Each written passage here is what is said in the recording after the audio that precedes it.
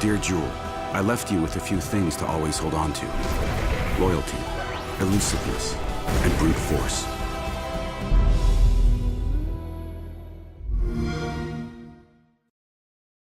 Personally, I'm hoping multi-platform is the way of the future, so we can all enjoy the best of what video games have to offer, no matter which video game box we decide to sink our money into. But for now, here's the games from E3 this year that are coming exclusively to your console of choice. Die-hard PlayStation 4 devotees have a pretty sweet selection of exclusives to look forward to, which take you from androids all the way to zombies. Yep, zombies are still big this year apparently. One of the most exciting offerings coming to PS4 in my opinion is Quantic Dream's Detroit Become Human. The same team who brought you Heavy Rain and Beyond Two Souls are working on this new narrative-driven game, where player choice and plot twists mean you'll once again be able to fuck everything up by choosing the wrong dialogue option. Become Human is set in a futuristic society where androids live and work alongside humans.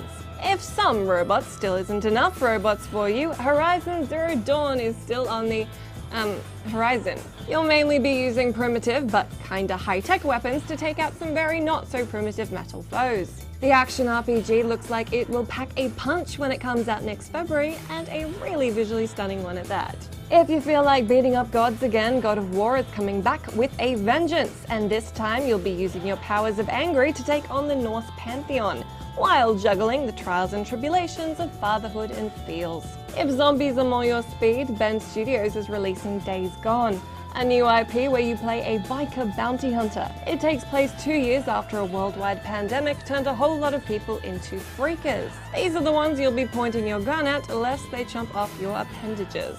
Last but not least, other PS4 titles vying for your attention this year at E3 included a new Spider-Man game from Sunset Overdrive dev Insomniac Games, and of course Hideo Kojima's moody and spooky Death Stranding, featuring his BFF Norman Reedus. Those of you who prefer your consoles to be of the Xbox variety just listen to a whole bunch of games that you can't actually play, so here's what's in store for you. I should mention that while this is a console-exclusive specific video, a bunch of these games can also be played on PC. For those looking for something a little different and a lot twisted, there's We Happy Few, a mildly terrifying roguelike survival game where the inhabitants are all high off some medication called joy. Also, some of them look like freaky clowns. Not great for those of you with chorophobia. That's the Afraid of Clowns one. If you're into games with numbers on the end, Microsoft are all set to deliver Halo Wars 2, as well as Gears of War 4, which is due out before the end of the year. Gears of 4 is slated to be a whole lot darker than previous entries and will feature weather effects, couch co-op, and a brand new threat to humanity's survival, because of course there is.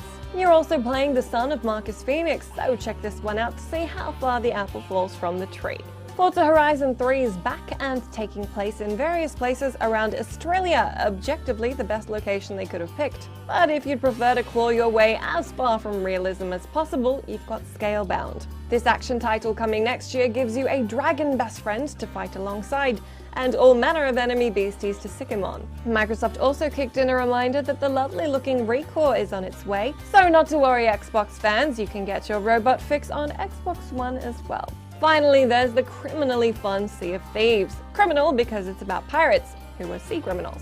If you've ever wondered how well you and a pack of friends would fare on the high seas, you'll soon be able to find out. Expect shouting at one another to patch hull breaches while you fire your cannon at 2 approaching ships, and it suddenly dawns on your crew that no one is manning the ship's wheel. That last anecdote was based on a true story. Unsurprisingly, we sunk. And Nintendo has Zelda! That's the end of our video, thanks for watching. I'm kidding, I have both a 3DS and a Wii U. Let's talk Nintendo.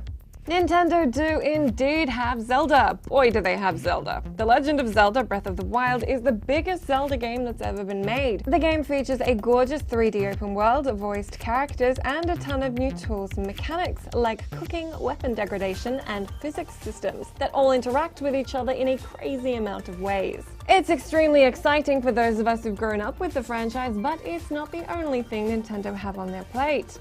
They had one more thing they wanted to talk about this year, Pokemon Sun and Moon. Nintendo showed off some new gameplay and the brand new battle mode. Luckily for Nintendo, these 2 games seem big enough to carry them for the moment. Obviously, the publisher have a bunch of other games in the works, as well as a new console we know almost nothing about, But these were the highlights for the publisher's E3 presence. Let me know what exclusives you've got your eye on, and better yet, let me know if you're a fan of exclusives or if you'd prefer to see games go multi-platform. Leave me your thoughts in that thought box.